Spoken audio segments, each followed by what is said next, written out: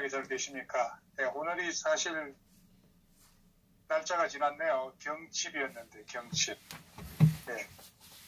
경칩은 우리 선조들에게는 아주 중요한 그런 날이었다고 생각합니다. 24절기 중에서 이 세 번째 절기죠. 그러니까 경칩하게 되면은 본격적인 농사를 준비하는 그런 절기라고 생각이 됩니다. 그래서 옛날 농촌에서는 경칩이 되게 되면은 산이나 습지에 보게 되면은 겨울에 이런 녹았던 물이 고인 곳이 있어요. 예. 예, 우리 파주 농장 주변에도 그런 곳이 많은데 제가 이제 내일 거기를 가려고 하는데 왜 가려고 하냐면은 개구리 알을 건져 먹으러 갑니다.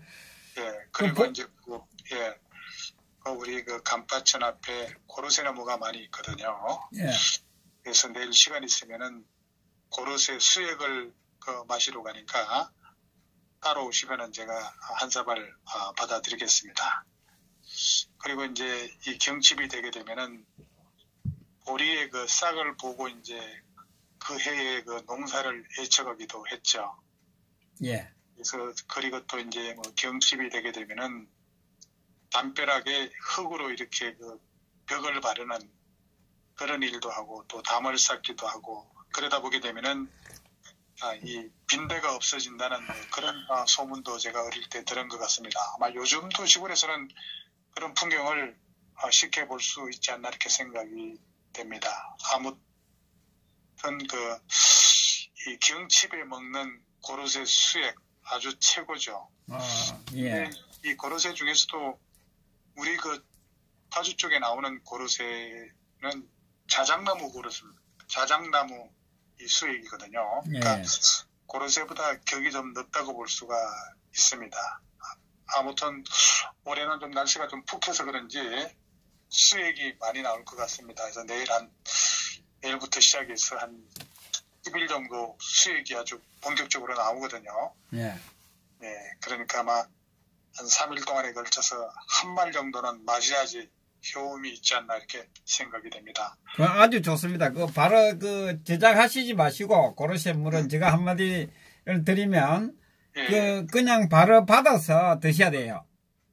그렇죠. 시간이 지나면 지날수록 그게 없어지는 그 물질들이 아주 중요한 우리 몸에 젊음을 유지할 수 있는 이런 그런 물질들이 없어져요. 그래서 하룻밤 자고 이 고로쇠 물은 효과가 없어요. 사실상. 근데 요즘에는 워낙 냉동 시설이 잘 돼 있어가지고 그냥 급속 냉동을 시키면은 그나마 찐득찐득한 수액을 그대로 유지할 수가 있으니까. 예. 요새 농촌에서는 또 요즘에 지원을 많이 해주기 때문에 농가에 급속 냉동기를 다 가지고 있습니다. 그래서 수액을 받았다가 아주 급속 냉동을 시키게 되면은 뜨거운 여름에도 이 자작나무 수액을 드실 수가 있습니다. 또 수액뿐만 아니라 봄 하게 되게 되면은 봄 제철 나물 삼총사라는 게 있지 않습니까? 냉이하고 취나물하고 달에 또 이런 것도 있고 그러니까 한번 제가 내일은 이제 그동안에 못 갔으니까 내일 가서 자작나무 수액도 좀 마시고 제철 이 나물 삼총사도 좀 듣고 그런 시간을 보내야 되겠습니다. 예, 알겠습니다. 김영삼에 대해서 김영삼과 지금 자한당의 연결고리 이까지 좀 해주시기 바랍니다. 예, 감사합니다. 예, 그러니까 좀 밤이 깊었는데 졸지 마시고 제가 오늘 말씀드리는 내용에 대해서는 예. 좀 기억을 좀 잘 살려서 팩트를 가지고 얘기를 해야 되는데 이 밤이 깊어가지고 좀 정신이 제대로 들는지 모르겠습니다만은 혹시라도 제가 이렇게 연도라든가 좀 기억이 상실되는 그런 부분들은 복귀가 제대로 될는지 모르겠습니다만은 하여튼 잘 집중을 해서 말씀을 드리도록 하겠습니다. 아마 여러분들이 알고 계시는 그런 김영삼에 대해서 아마 여기에 또 어떤 언론인들도 이렇게 들어와 계시게 되게 되면은 그분들이 잘 몰랐던 사실도 오늘 있을 겁니다. 왜 그러냐면은 저는 실제 이 김영삼 씨가 대통령 되기 전부터 여러 차례 그 김영삼 씨를 접할 그런 기회가 있었고, 그분이 잘 다니던 식당이 어디였냐면은 명동에 그 퍼시픽 호텔이라고 있어요. 네. 그 퍼시픽 호텔에 옛날에 그 4층에 식도원이라고 있었는데, 거기에 일본 교토에 계시는 그 석사장이라고 하시는 분이 운영을 했는데, 그게 아마 단골 식당이었고, 그때 뭐 여러 차례 하여튼 제가 만나서 대화도 나눈 적이 있었고, 또 그 측근에 있는 사람들한테 여러 얘기를, 비하인드 스토리를 제가 듣고 있는 그런 부분을 오늘 한번 통렬하게 비판적 관점에서 한번 말씀을 드리고자 합니다. 자, 초대하시기 바랍니다. 카톡방 밴드에 지금 막 퍼날라 주시기 바랍니다. 동시 시청자 10,000명으로 가야 됩니다. 이 중요한 겁니다. 언론 방송에서도 나오지 않는 내용들입니다. 자, 쫄지 마시고 들으시기 바랍니다. 예. 네, 너무 이제 과도하게 말씀을 하시게 되면 오해를 하십니다. 그냥 알고 있는 범위 내에서만 한번 말씀을 드리도록 하겠습니다. 예. 자, 얼마 전에 보니까 말이죠. 이 김영삼 대통령의 차남 김현철이라고 뭐 유명하지 않습니까? 소통령으로 이름을 많이 날렸지 않습니까? 예, 예. 갔다 오고 그 김현철이가 그 페이스북에서 그 친박근혜 논란 그리고 뭐 5.18 망언 등으로 얼룩진 자한당의 모습을 보면서 더 이상 개혁 보수가 설 땅이 그곳에 없어 보인다 뭐 이런 글을 남겼던 걸로 기억을 하고 있습니다. 그러니까 이 나라가 주사파의 발굽 아래에서 허덕이면서 공사나 백척간두에 서 있는 것은 제가 볼 때 김영삼의 역적질이 가장 큰 원인이었다 이렇게 저는 생각을 합니다. 그런데 김영삼 민주센터 그 상임이사인가 뭐 이거를 맡고 있는 그 둘째 아들 이 김현철이가 황량한 벌판 같지만은 가감하게 자신의 몸을 던져서 양극단에 있는 수구하고 좌파들이 반치는 현 정국을 타파하고 국민들이 진정 원하는 온건한 개혁 보수의 둥지를 틀어봤으면 좋겠다 뭐 이런 식의 표현을 했고 그랬는데 아마도 김영삼 정부 불명예의 절반은 아마 김현철이가 저지른 비리 때문이 아닐까 저는 그렇게 생각합니다. 아마 이 부분에 대해서는 우리 시청자 여러분들도 많이 동의를 하실 줄 알겠습니다. 자, 우리 지금 현재 시청자가 몇 분이나 들어오셨습니까? 382분, 360분에서 지금 20분 늘어났습니다. 예. 예, 제가 우리 좀 양해 말씀을 좀 드리고 싶은데 혹시 제가 지금 생각하고 있는 게 있어서 그랬는데 참고로 좀 하고 싶어서 그러니까 우리 시청자 여러분들께서 지금 계시는 곳, 뭐 서울이면은 서울의 구까지만이라도 좀 한번 지금 시청하시는 그런 장소가 어딘지를 한번 좀 이 문자로 한번 좀 문자를 좀 남겨주셨으면 좋겠습니다. 제가 좀 참고할 사항이 있어서 그러니까 여러분들 시청하고 있는 그런 장소 좀 가능한 한 돈까지 이렇게 좀 한번 써주시면 고맙겠습니다. 구까지, 구 정도까지만 해주시기 바랍니다. 예. 자, 보름이 부천시, 이대감님 분당구, 최영태. 니금 부르지 마시고 그냥 예. 분당구 샌프란시스코도 계시네요. 예, 경남 평택, 평창동, 제주도 서귀포, 송파, 단원, 해운대, 부산 진구, 경기, 다양하시네요. 노원구, 부산 동구, 성북구, 런던에서도 계시네요. 런던. 서초동, 강진구, 제주, 조은아, 은평, 동네, 구미, 다양하시군요. 예, 달성, 상도 이동, 예, 수원, 강남구, 자곡동도 있습니까? 예, 경기도 강주, 성동, 베트남, 공주, 김해, 서산, 대구시 수성구, 달서구, 공주, 예, 베트남에서 오셨네요. 감사합니다. 덕양구, 사천, 수지, 상암, 수영, 포항, 경기 의양, 평택, 은평구 계속해서 좀 올려주세요. 아직도 지금 100명도 아직 안 올라온 것 같습니다. 400분이 계속 올려주세요. 계속 올려주십시오. 제가 좀 더 깊이 있는 논평을 해드릴 테니까 한번 쭉 올려봐 주시기 바랍니다. 예. 자, 쭉 올라갑니다. 시청자 올라갑니다. 400분입니다. 예. 이렇게 여러분들께서 이렇게 위치를 올려주시게 되면은 우리 또 시청자 여러분들께서도 정신도 바짝 들고 또 볼거리도 많이 제공하고 하니까 한번 올려봐 주십시오. 굉장히 여러 곳에서 시청을 하고 계시네요. 야, 곳곳입니다. 전국 방방곡 곳곳입니다. 전 세계 방방곡 곳입니다. 예, 여러분들은 올리시고, 예, 계속해서 제가, 논평을, 하겠습니다. 밤이 깊어지니까요. 자, 어쨌든 김영삼 정부 불명예의 절반은, 저는, 김영삼의 둘째 아들, 김현철이 저지른 비리 때문일 것이다. 저는 그렇게 생각을 한다고 했습니다. 그리고 이 김현철은, 자한당 일부 의원들의 5.18 논란에 대해서 뭐라고 얘기를 했냐면 5.18 폄훼 논란 이런 용어를 썼어요. 5.18 폄훼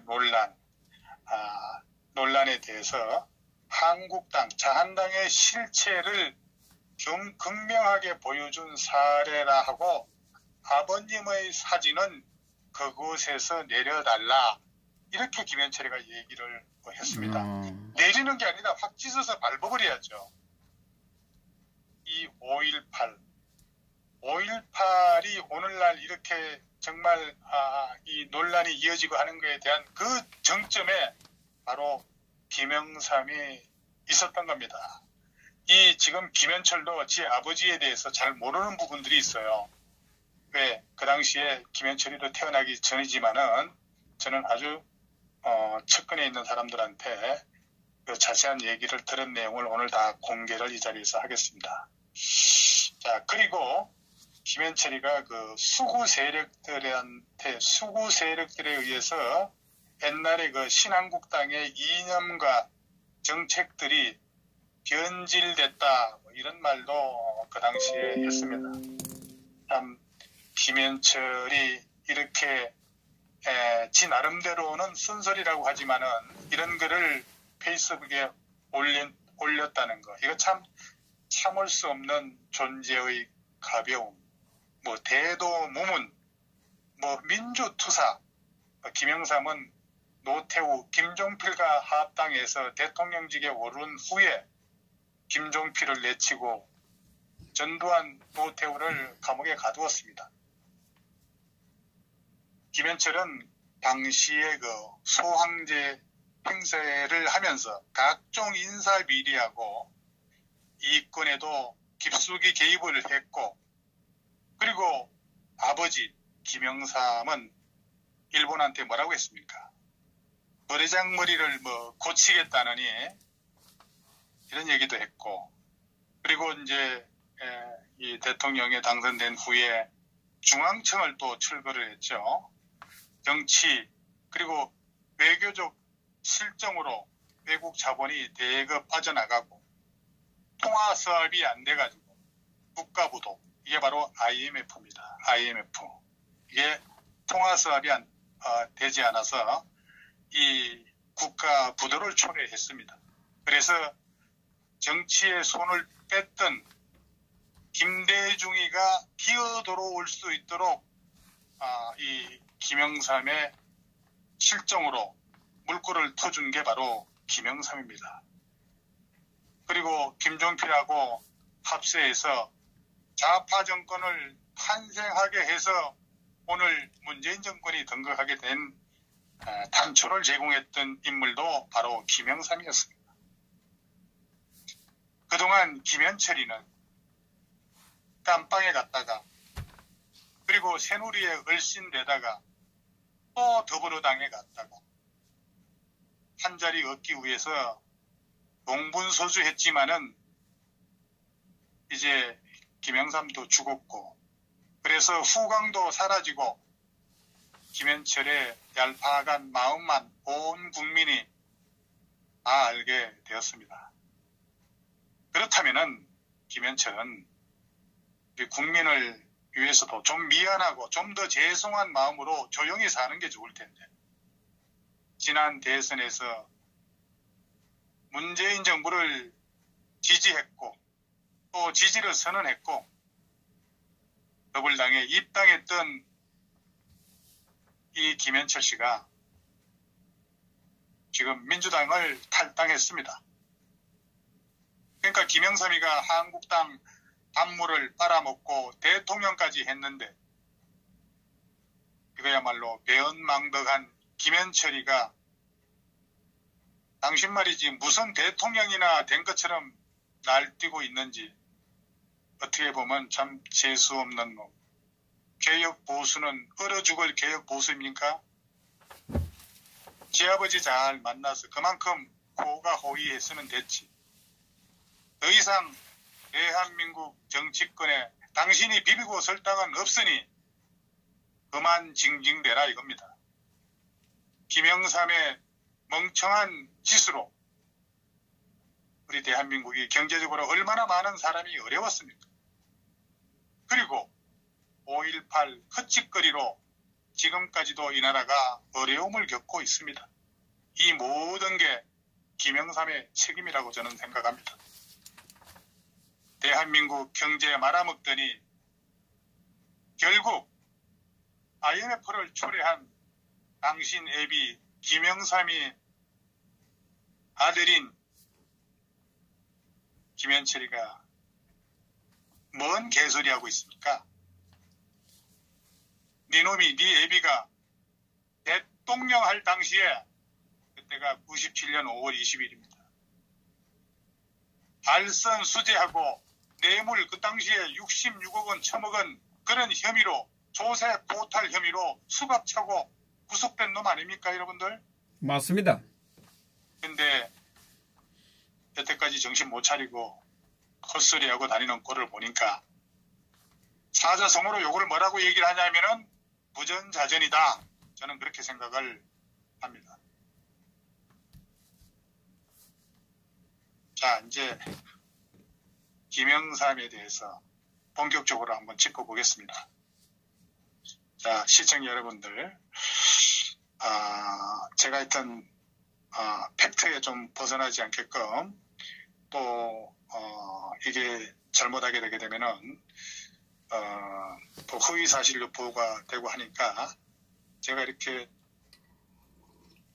결정적인 부분에 대해서는 조금 두리뭉실 하더라도 여러분들 판단을 해가면서, 또는 또 댓글 공간이 충분히 있기 때문에 여러분들께서 서로 의사교류를 하면서 창을 통해서 대화를 나누면서 들어도 되겠습니다. 이 김영삼은 경찰과 정치 이해는 다른 이력이 없습니다. 그렇지 않습니까? 어디 뭐 구멍가게를 한 적도 없고요. 정치를 벗어나서 다른 게 한 적이 없습니다. 그러나 우리 시청자 여러분들, 김영삼이 경찰관 했다라고 하는 것은 처음 들어볼 겁니다. 장택상이 그냥 비서를 했다 이렇게 얘기를 하는데, 그 장택상이 비서가 그냥 비서가 아니고 장택상이가 수도경찰청장을 할 당시에 순사로 출발했어요. 김영삼이가. 그래서 제가 경찰과 정치 이해는 다른 이력이 없다 이렇게 얘기를 했습니다. 경찰 이력도 모두들 생소하겠지만은 대학을 졸업한 후에 수도경찰청장인 장택상의 비서가 됐고, 그 이후에 25살에 최연소 국회의원에 당선되면서부터 쭉 정치인으로 지내왔던 것으로 기억하고 있습니다. 그렇다면은 김영삼의 사상과 신념, 이게 어디서 나왔다고 여러분들 생각하십니까? 그리고 김영삼의 정치 철학은 무엇일까라는 의혹에서 한번 출발해 보겠습니다. 우선 김영삼은 경남 거제 출신으로 알려져 있지만은 그를 잘 알고 있는 일각에서는 저 윗동네 함경도 출신으로 가정사 문제로 배를 타고 가족이 내려오다가 더 이상 내려갈 데가 없는 이 거제에 머물게 된 것이라는 그런 지적도 적지 않다고 봅니다. 그러니까 거제에 그 장목면 소계리 대계리가 있는데 아마 그 대계 같은 경우는 그 지명에 대해서 우리 허준 선생이 그 내용을 잘 알고 계세요. 이 정말 차도 다닐 수 없는 그런 오지의 제일 끄트머리가 그 대계리입니다. 거기까지 이제 배 타고 가다가 더 이상 내려갈 데가 없어서 거기서 정박하고 그게 바로 고향이 됐다는 얘기예요. 그래서 이 대중들에게는 아마 그 이름의 영문자 이니셜을 딴 그 YS로 이렇게 알려져 있기 때문에 간혹 제가 이제 뭐 YS라고도 표현을 하겠습니다. 자, 어쨌든 거제 장목면 대계리라고 하는 곳에서 멸치잡이 배를 운영하고 있는 그런 덕분에 아마 소식 때 비교적 유복하게 살았고 또 고등학교를 부산에 있는 뭐 경남고등학교를 거쳐서 서울대 철학과에 입학했다는 것까지는 많은 사람들이 잘 알고 있는 그런 사실입니다. 여기까지는. 네. 자, 그러나 그 감수성이 예민한 대학 시절부터 이 장택상의 그 경찰관 생활을 하면서 비서가 되기까지의 그 삶의 흔적은 사실상 드러나지 않고 있습니다. 이 자랑할 만한 일이었다고 하면은 사상적 배경이 되었을 만한 대학 시절의 무용담이 많이 그 회자되었을 텐데 정치인으로 성장하면서 분명히 숨기고 싶었던 가구가 있었던 겁니다.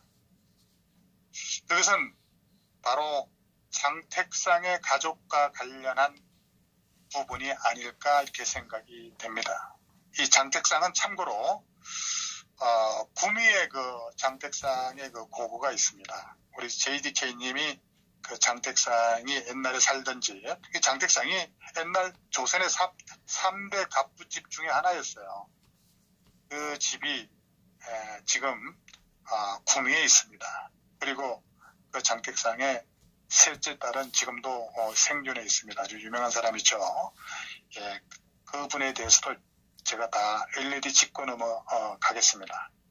자, 대학 시절에 이 YS는 어디에서 생활을 했냐면은 종로구 그 동성동의 그 2층 양옥집에서 하숙을 했습니다. 2층 양옥집에서 하숙을 했어요. 하숙을 누구하고 했느냐 이거예요. 그때 통영 출신의 서울대 물리과를 다니는 그 같은 동갑내기 이 친구하고 그 동성동 2층 양옥집에서 하숙을 합니다. 그 서울대 물리과를 다니던 그 친구는 그 대학 졸업한 후에 나중에 이제 그 한국일보의 그 정치부 기자를 하게 되는데 그 기자가 뭐 제가 이항이라고 하는 그런 정치부 기자인데 그 사람하고 같이 그 집에서 하숙을 했습니다.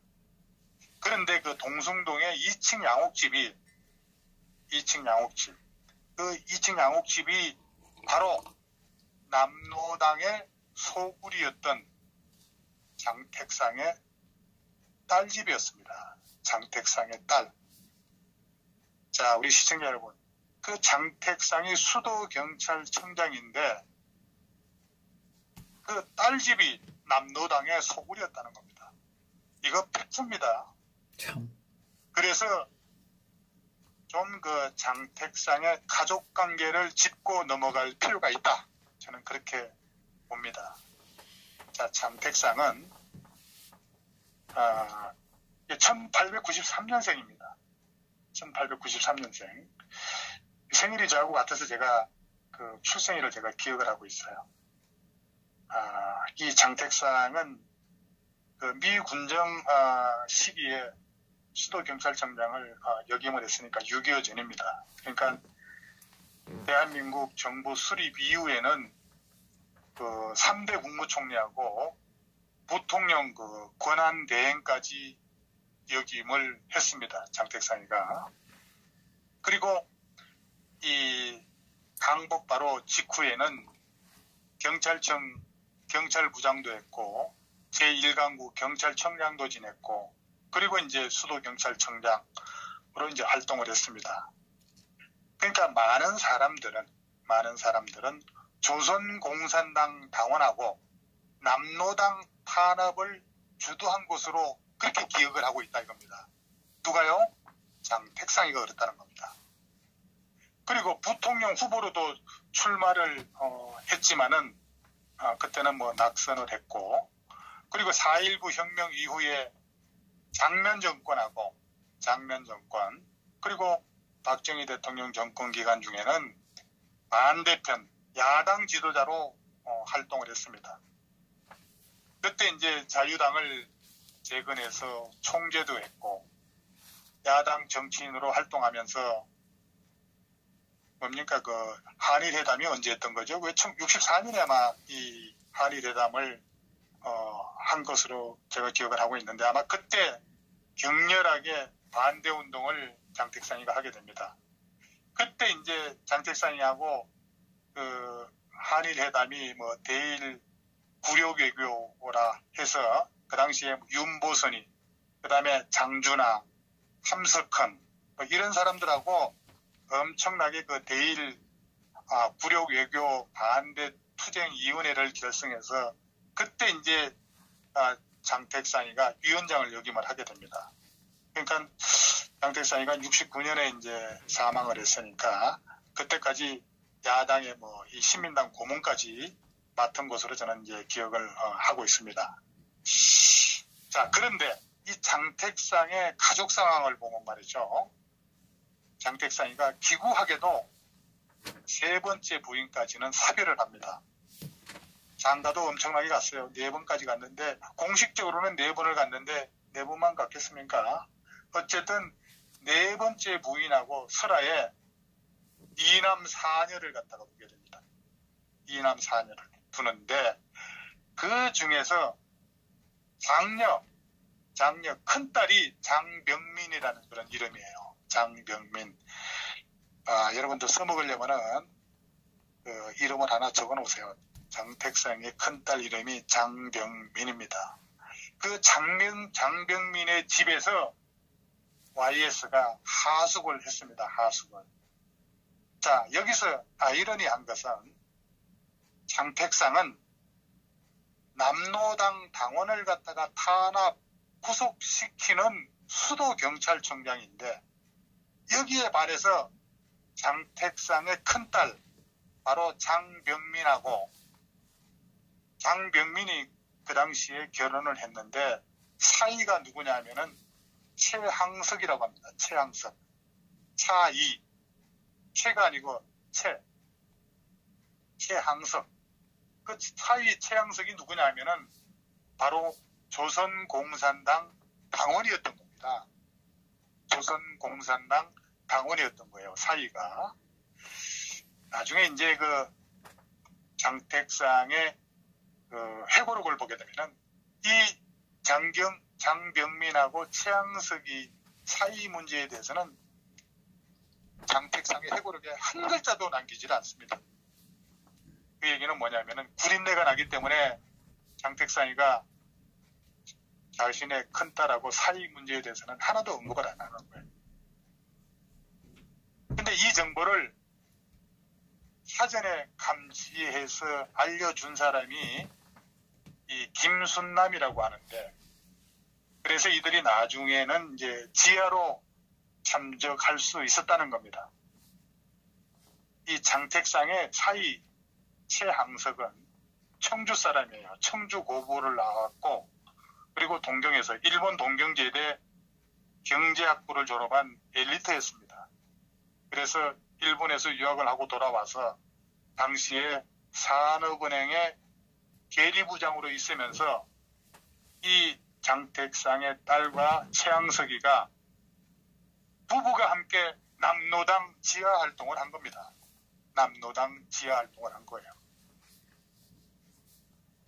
그러니까 1948년입니다. 해방이 되던 이제 완전히 이제 대한민국이 임시정부가 수립되던 때죠. 1948년에. 그 장택상의 큰딸 장병민하고 장병민의 남편 장택상의 사위죠. 최항석 부부는 동숭동, 종로구 동숭동, 당시 서울대 앞입니다. 거기가 종로에 이제 서울대가 있었으니까요. 그 서울대 앞에 2층 양옥집에 살면서 오가오이한 거죠. 좋은 집에 사는 거죠. 그렇게 하면서 서울대생들 하숙도 받았고 하숙을 지키면서 이 집에서 지하남로당 본부 아지트가 되었던 곳입니다. 지하남로당 아지트가 되었던 곳입니다. 이 집에서 YS가 하숙을 했습니다. 무슨 짓을 했을까에 대한 의문은 우리 시청자 여러분들의 상상에 맡기도록 하겠습니다. 그런데 재미있는 것은 1948년 4월 달에 여러분들 조소왕이라고 아마 기억을 하실 겁니다. 조소왕. 그죠? 이름은 들어봤지만 조소왕이 누군지는 잘 모르실 거예요. 참고로 어차피 뭐 깊은 밤이 됐으니까 천천히 말씀을 해도 되겠습니까? 예. 김재희님, 이도사님. 예.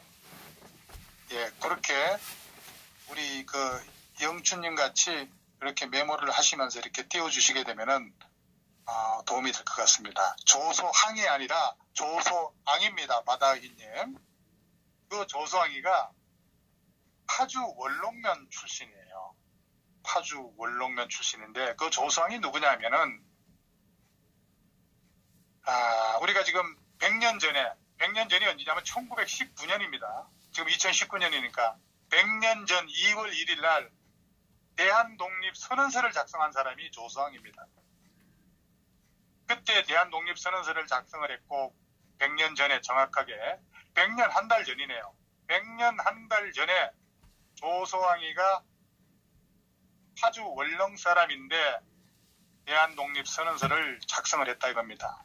그리고 난 다음에 일본 도쿄로 건너가 가지고 유학생들을 지도하면서 또 28 독립선언을 작성하도록 지도를 합니다.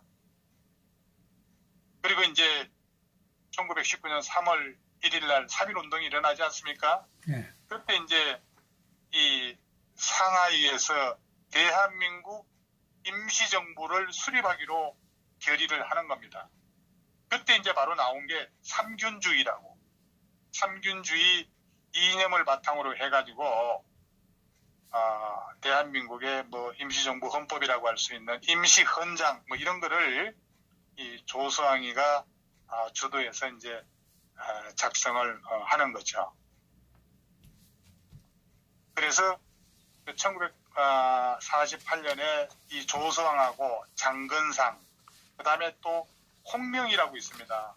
장건상은 좀 여러분들 거의 기억이 없을 겁니다. 이 사람은 이제 부산 사람인데, 그 부산에 그 대청동이라고 있는데, 여기 아마 그 중구 대청동에 이 장건상의 동상이 지금 건립되어 있는 걸로 알고 있습니다.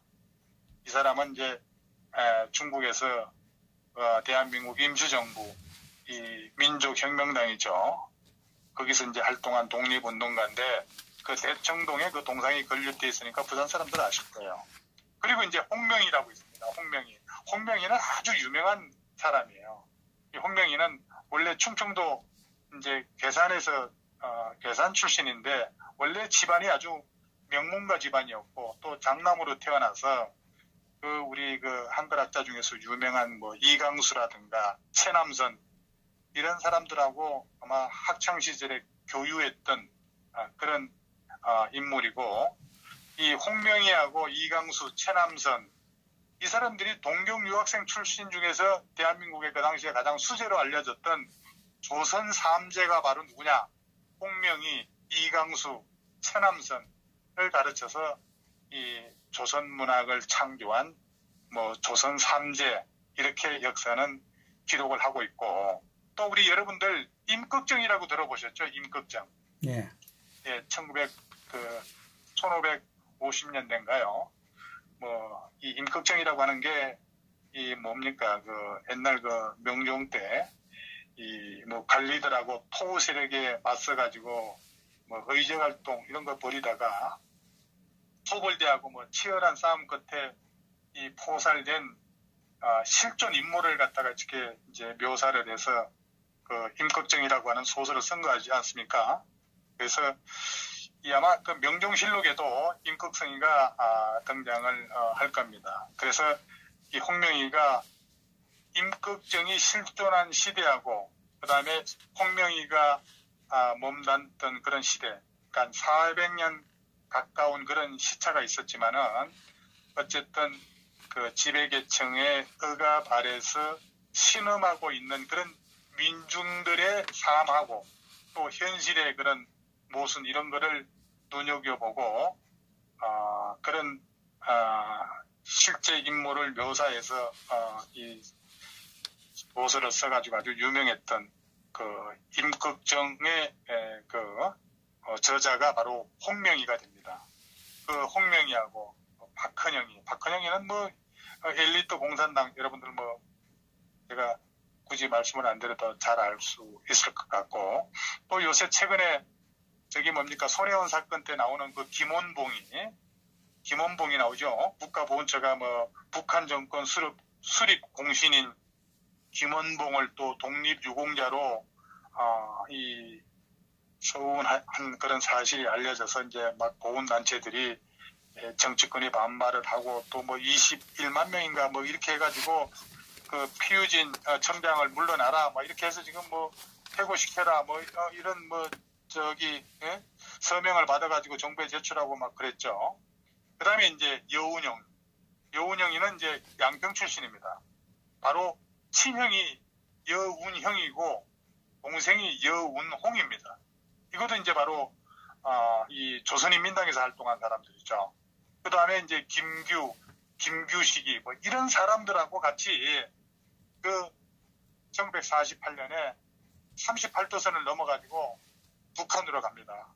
그 북한으로 올라갈 때 바로 장택상의 큰딸 장병민하고 사위 최항석 부부가 이때 같이 월북을 하는 겁니다. 북한으로. 그러니까 장택상이는 수도경찰청장을 맡고 있는데 이 딸하고 사위 최항석은 아주 골수 빨갱이였던 거예요. 그 동숭동 서울대 앞에서 2층 양옥집에서 서울대생 하숙을 하면서 그 서울대생들을 갖다가 남노당 사상교육을 시켰던 게 장택상의 큰딸하고 사위가 그런 짓거리를 했는데 그 밑에서 4년 동안 김영삼이가 그 집에 머물고 있으면서 장택상의 학교 졸업하고 난 다음에 그 비서까지 했다는 거예요. 그러니까 이러한 내용들이 그러니까 장택상의 큰딸의 월북 사건이 알려지니까 이게 장택상이가 나중에 정치 활동을 하는 데 있어서 계속해서 족쇄가 되었던 거예요. 족쇄. 네? 딸이 남노당 당원이고 사위도 남노당 당원인데 월북해가지고 행방불명이 된 거예요. 그러니까 장택상이가 계속해서 정치 활동에 족쇄가 되니까 이게 사상적으로 삐딱하게 나가가지고 야당 생활을 해버리게 된 거예요. 이거도요. 어? 그런데 그 재미있는 것은 또 한번 보세요, 여러분들.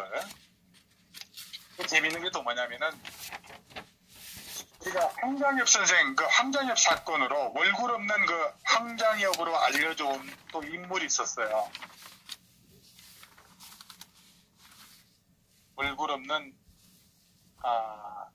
황장엽으로 알려져 온 인물이 누구냐면 이아무개였어요. 누군데 이 사람이 누구냐면은 북한 최고인민회의 대의원, 그 대의원인데 2년 전에 서울에서 죽었습니다. 이 사람이 황장엽 이후에 가장 직책이 높은 그런 탈북자였던 거예요. 근데 이 사람이 2017년 2년 전에 서울에서 이제 타계를 했는데, 이 사람이 2005년에 72세의 나이로 대한민국에 망명을 해서 무려 12년 동안 익명으로 살았습니다. 익명으로. 왜 그러냐 하면은 북한이 이 사람한테 위해를 가할 것을 우려했기 때문에, 또 평양에 남은 가족의 안위를 걱정했기 때문에 익명으로 12년 동안 살았습니다. 근데 그 사람이 한국으로 망명한 사실을 평양이 이제 김정일 정권이 이제 몰라야 됐을 텐데, 모를 리 있겠습니까? 그렇지만은 그 가족들이 워낙 또 줄충하고 고위직에 있었기 때문에 이 사람이 여기 넘어와서 익명으로 해달라고 그래가지고 우리 정보기관에서 이 사람 이름을 공개를 하지 않았던 겁니다. 그래서 이 사람이 죽었는데, 여름에 더울 때 돌아가셨어요. 제가 알기로는 6월 초로 기억을 하고 있습니다. 장례식을 6월 초에 했는데, 이 사람을, 탈북한 사람을, 이 사람하고 아주 가깝게 지내던 사람이 있었는데, 그 가깝게 지내던 인물이 누구였냐? 법륜스님이었어요. 정토의 회원하고. 아마 이 사람들이 이제 모아서 장례를 치른 걸로 저는 알고 있습니다. 자, 그런데 이 사람이 누굴까요? 이 사람이 누굴까요?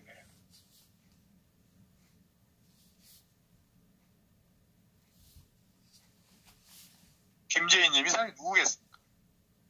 한강선님. 자, 좀 더 자세한 설명을 하면서 공개를 하도록 하겠습니다. 근데 이제 어쨌든 북한이 변해야 한다면서 2006년부터 어쨌든 북한 선진화 운동에 투신을 했습니다. 이 사람이. 자, 그리고 이제 태영호 우리 그 영국 주재 북한 대사관 이 공사처럼 공개 활동을 하게 되면은 대한민국 정부에서 더 많은 지원과 혜택을 줬을 텐데 그렇게 하지 않았던 겁니다. 일단 법륜스님 하면 좌파에 가깝지 않습니까? 좌파죠.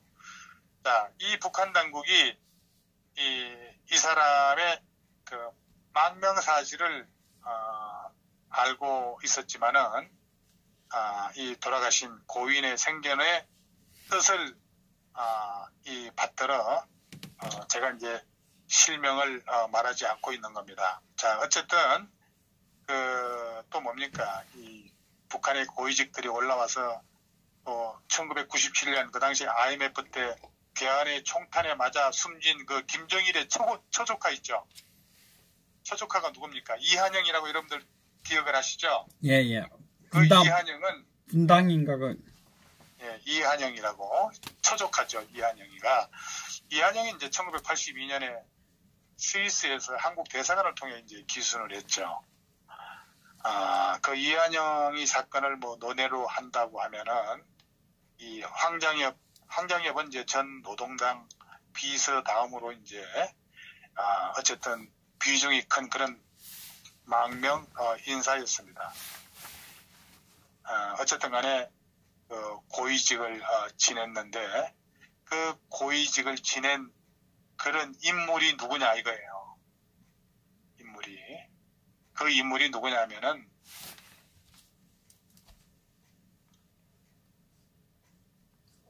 이게 지금 제가 이건 정확한 내용이니까 이제 제가 밝히는데 이 인물이 누구냐면은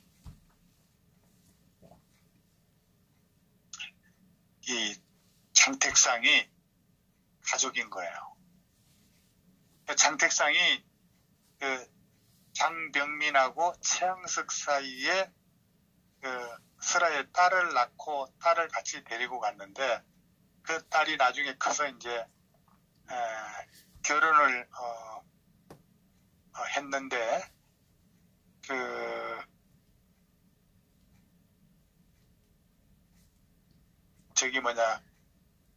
딸이 효선이였던 거예요. 효선이 최효선이었죠. 이제 그 사위의 이름이 그 최항석이었으니까. 예. 그러니까 그 효선이 남편인 거예요. 이 사람이 효선이 남편이. 그러니까 그 효선이 남편인데 이 사람이 와서 장택상이의 딸들을 찾으니까 지금 살아있는 사람이 누구냐면 셋째 딸인 거예요. 그 셋째 딸이 누구냐? 장병해입니다. 장병해. 그 장병해라고 하는 것은 여러분들이 인터넷에 찾아보게 되면은 장병해를 치게 되면은 장병해가 어떤 인물인지 잘 드러나 있습니다. 바로 그 장병해가 YS하고 가장 친하게 지냈고 YS가 야당 생활하면서 멸치 잡아가지고 아버지가 돈 다 대준 걸 알지 여러분들 알고 있죠? 사실 그렇지 않아요. YS가 그 선거할 때 정말 그 장병해 씨가 엄청나게 자금을 도와줬습니다.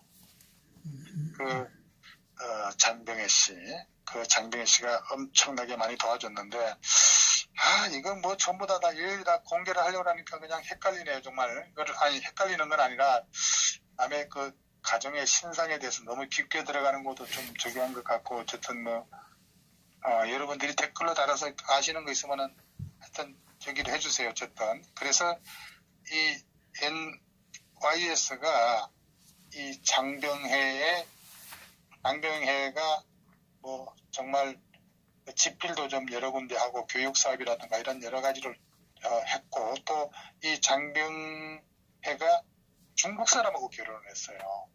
완전히 오리지널 중국 사람하고 결혼을 했는데 그 슬하에 딸을 하나 낳고 그 전 부인의 자식까지 장병해가 또 같이 키우고 했거든요. 그러면서 YS의 선거 자금 또는 정치 자금 이런 것들을 상당히 그 지원을 많이 해줬다라고 하는 그런 내용도 함께 알고 있습니다. 어쨌든 자 한국의 그 장택상인은 나중에 초대 외무부 장관 3대 국무총리를 지내게 됩니다. 바로 셋째 딸 이 장병해는 2005년에 10월 달에 신분을 밝히지 않은 젊은 남자한테 전화를 받았는데 그게 바로 효선이 남편이라는 얘기죠. 그러니까 이 장병해는 또 1964년에 미국에서 박사학위를 받은 이래 40년 동안이나 무려 40년 동안이나 미국에서 생활하면서 여러 경험을 하게 됩니다.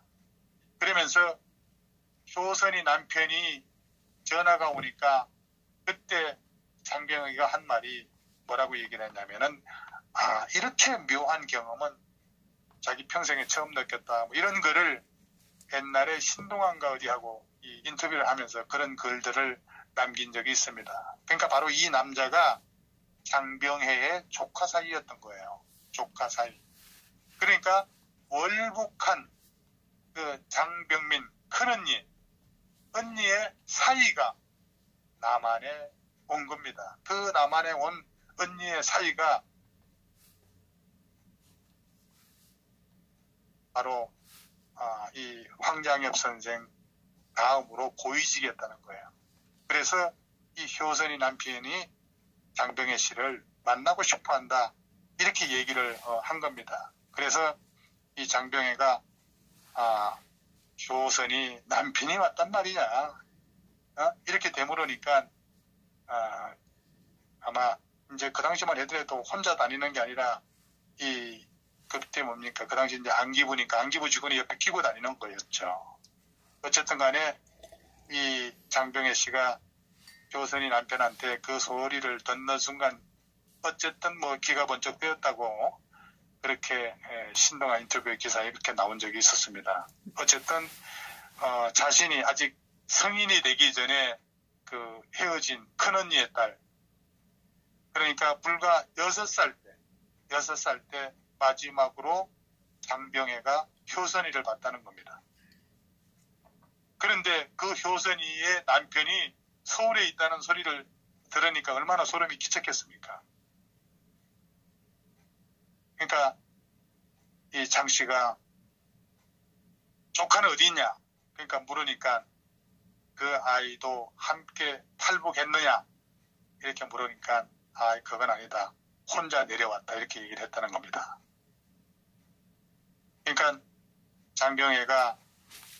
장병희한테 그 조카 사이가 만나자 이렇게 약속을 했다는 거예요. 그러니까 호텔 커피숍을 정해가지고 이제 만나기로 약속을 하고 전화를 끊었는데 이 장병희 씨가 한참 전화를 끊고 나서 고민을 했다는 거예요. 그때 이제 우리 사회가 1970년대 말인가요? 이 최은희 그 신상욱 부부 납치 사건이 일어나서 그냥 뒤숭숭하던 그런 무렵이었던 거예요. 그때가요.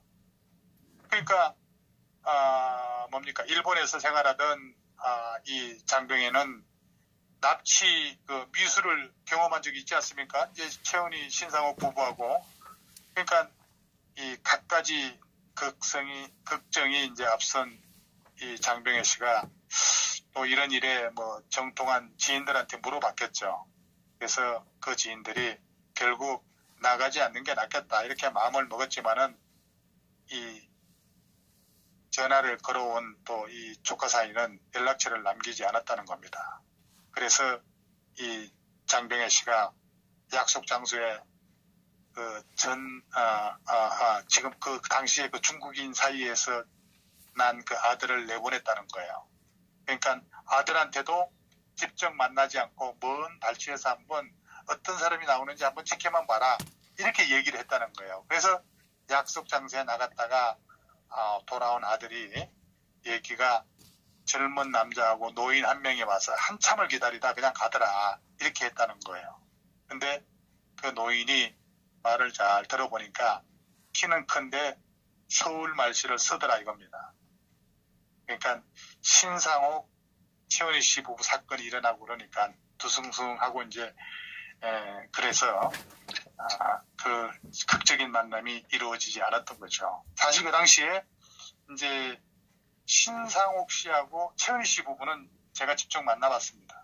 그때 이제 왜 제가 만나봤냐면은 경주 출신의 그 임진출 의원이라고 여성 의원이 있어요. 아마 여기 아까 내가 우리 시청자 여러분들한테 지역이 어디냐고 쭉 써보라고 그랬지 않습니까? 네. 근데 그 경주의 그 임진출 의원이라고 신사동에 그 옛날에 그 사무실이 있었는데 그 당시에 제가 그 임진출 의원 사무실에 출입을 여러 번 했었던 적이 있어요. 뭐 정치하고 전혀 상관없이 뭐 어떤 뭐 중국과 관련된 일로 인해 가지고 했는데 신라호텔에서 저보고 좀 최은희 씨 부부를 갖다가 좀 최은희 씨를 픽업을 해가지고 오라고 그래가지고 그 사무실에 가서 저녁을 같이 먹으면서 그 북한 그 평양에 있으면서 김정일하고 대화 나누고 뭐 이 핸드백에 녹음기 놓고 이렇게 뭐 탈출하고 하는 그런 얘기를 아주 재미있게 들었던 기억이 있는데 그거는 뭐 오늘 주제하고 조금 벗어나니까 또 다음에 기회에서 말씀을 드리고 어쨌든 하여튼 뭐